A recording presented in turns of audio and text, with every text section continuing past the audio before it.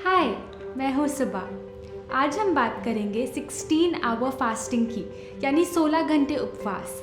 ये एक ऐसी प्रैक्टिस है जिसको अपनाने के कुछ ही दिन में आप देखेंगे आपकी मेंटल क्लैरिटी बढ़ जाएगी।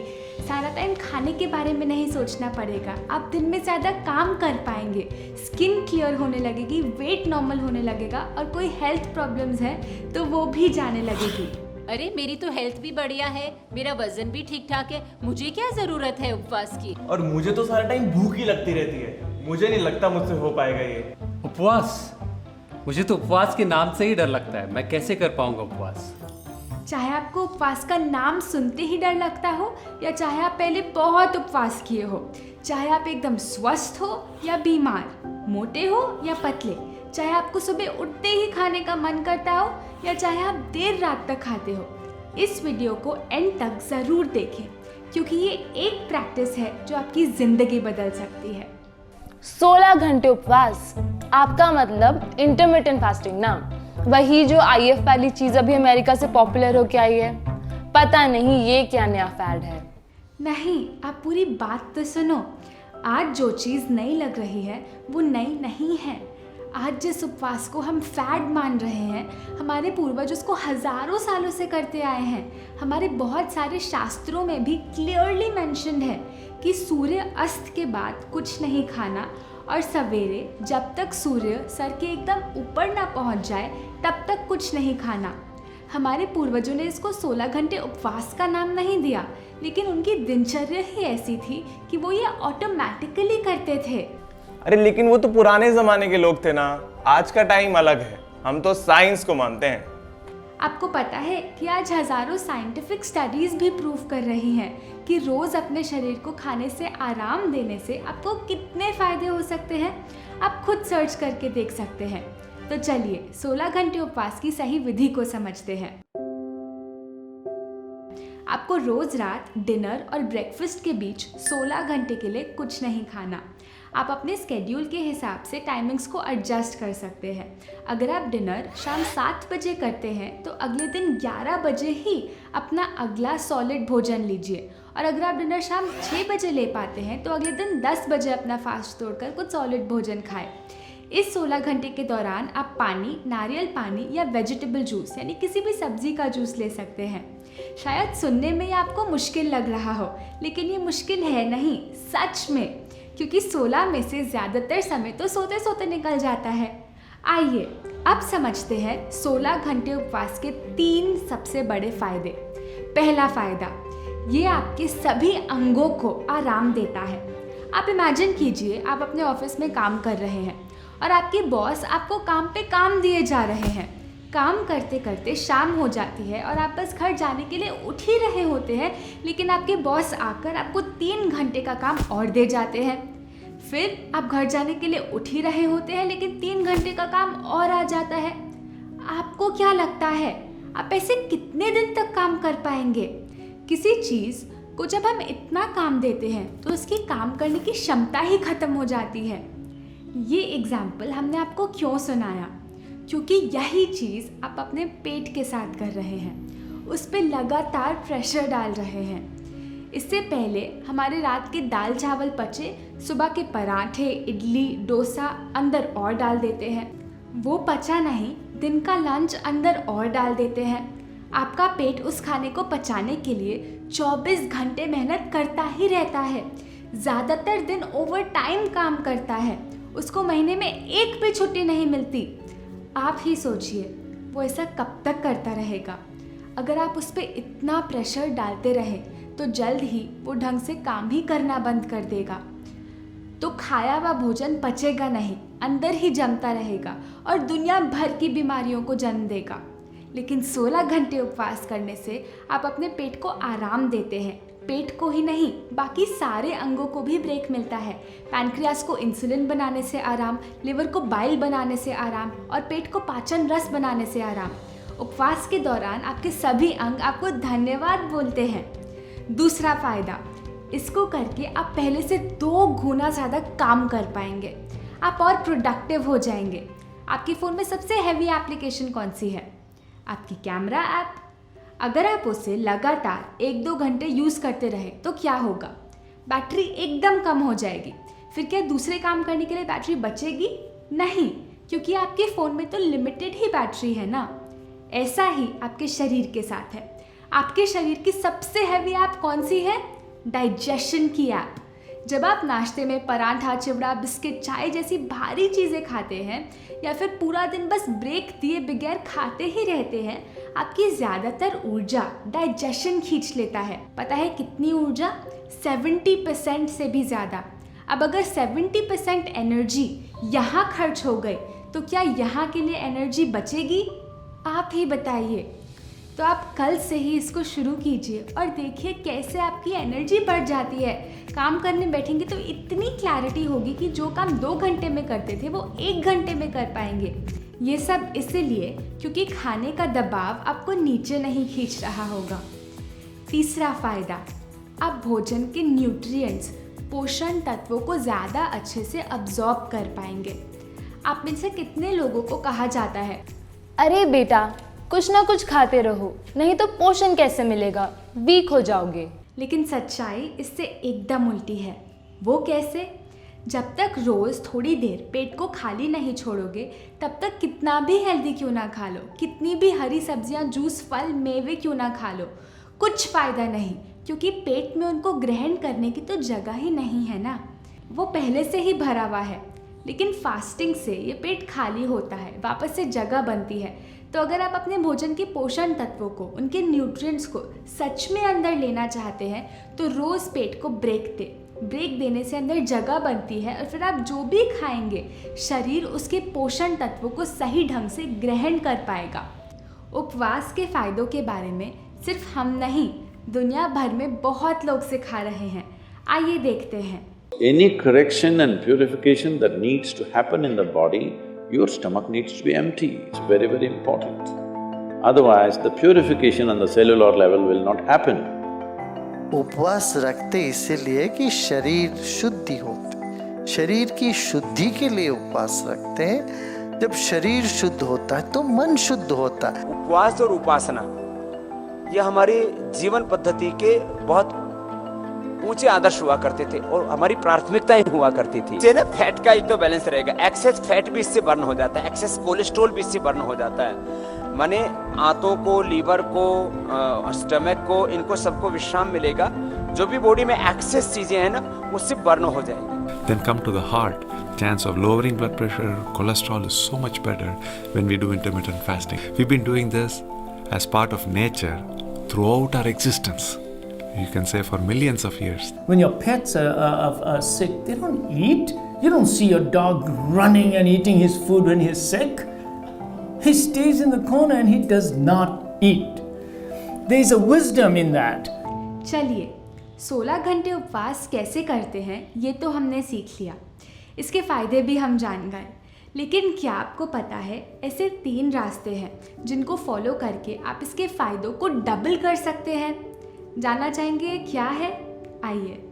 पहला, डिटॉक्स जूस। सुबह के टाइम उपवास तोड़ने से 2 घंटे पहले किसी भी सब्जी का जूस ले लें, जैसे कि सफ़ेद पेठा, लौकी, खीरा या फिर नारियल पानी। आप ऐसे समझिए कि जब आप उपवास कर रहे होते हैं आपके शरीर की सफाई हो रही होती है। जो टॉक्सिन्स, गंदगी अंदर बैठी है वो शरीर को छोड़ने लगती है। जब ये डिटॉक्स जूस शरीर के अंदर आते हैं ये शरीर को बोलते हैं, अरे वाह तुम सफाई कर रहे हो, आओ हम भी तुम्हारे साथ हाथ बटा देते हैं, और सफाई और तेज़ी से होने शुरू हो जाती है। लेकिन चाय, कॉफ़ी, स्मूदी, दूध, सूप या फलों का जूस 16 घंटे उपवास के दौरान इनमें से कुछ नहीं लेना। ये आपकी सफाई को तुरंत बंद कर देंगे। दूसरा, शाम का डिनर 6 बजे खा लीजिए। क्यों? क्योंकि हमारी जठर अग्नि का सूर्य से बहुत गहरा संबंध है।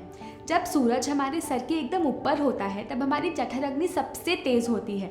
जैसे जैसे सूरज ढलता रहता है हमारी जठर अग्नि भी कम होती जाती है।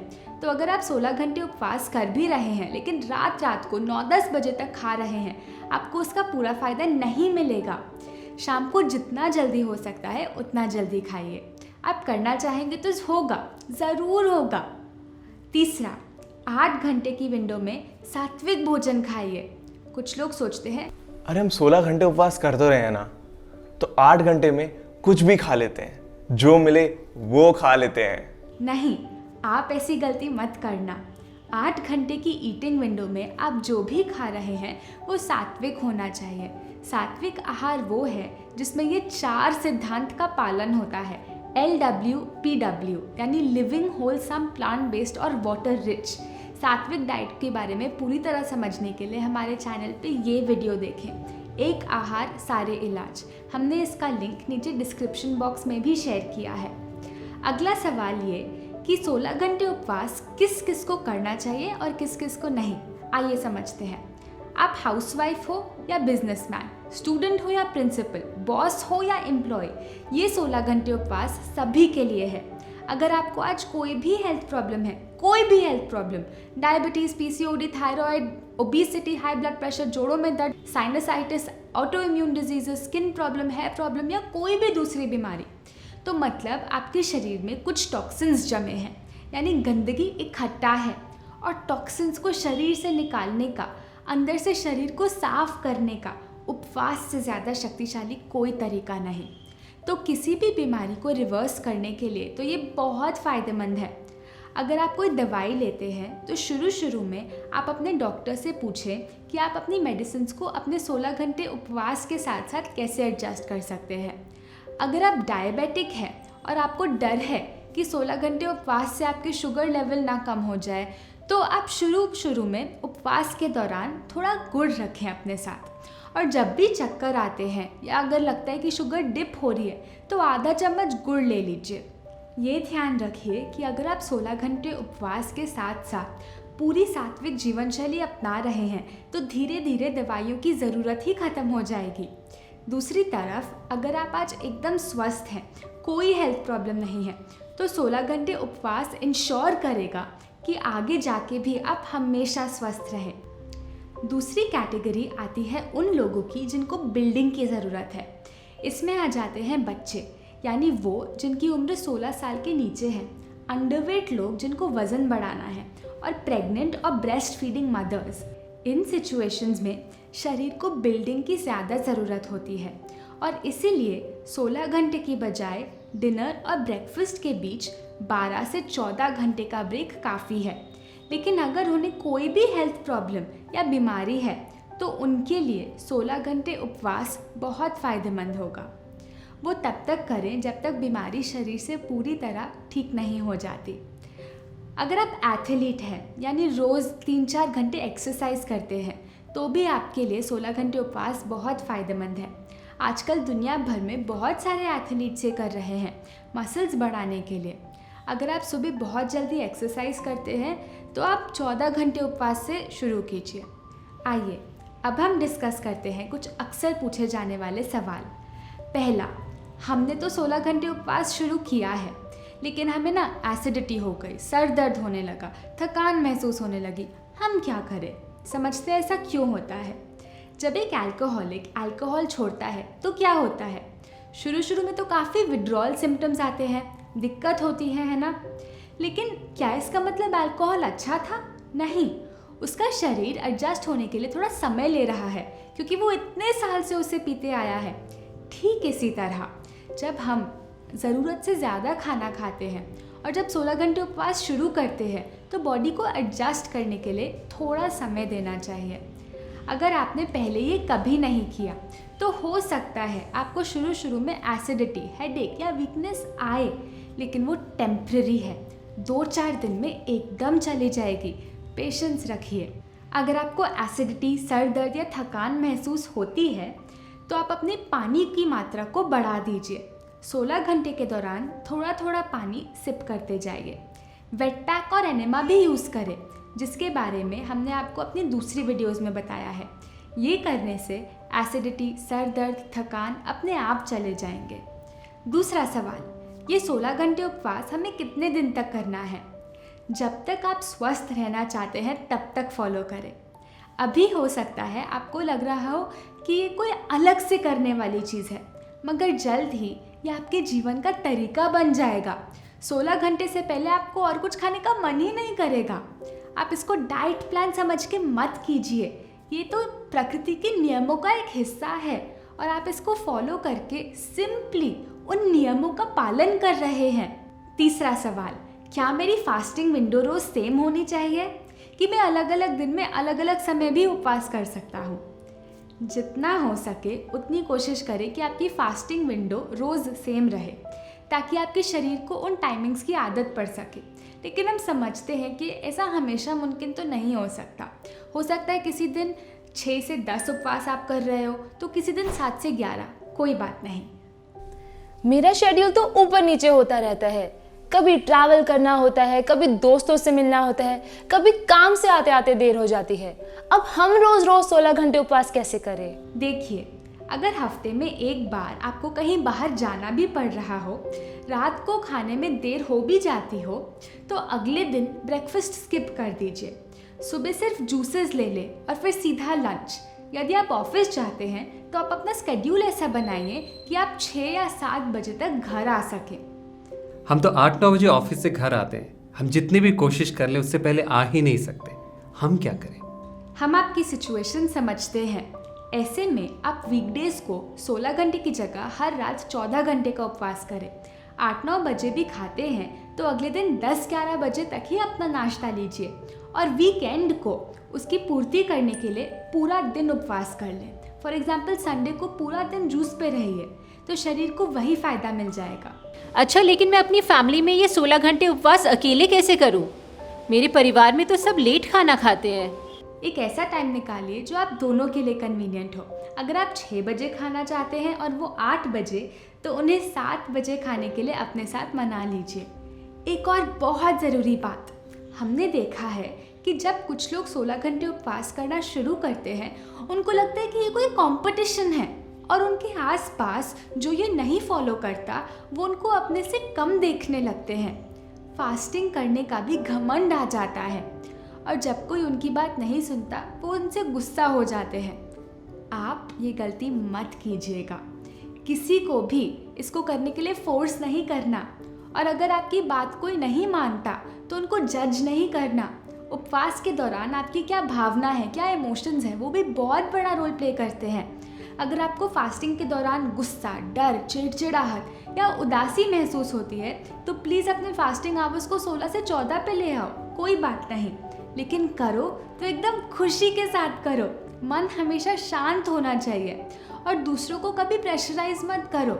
हाँ, उनको इसके फ़ायदों के बारे में बताओ ज़रूर, लेकिन वो ना माने तो चिंता मत करो।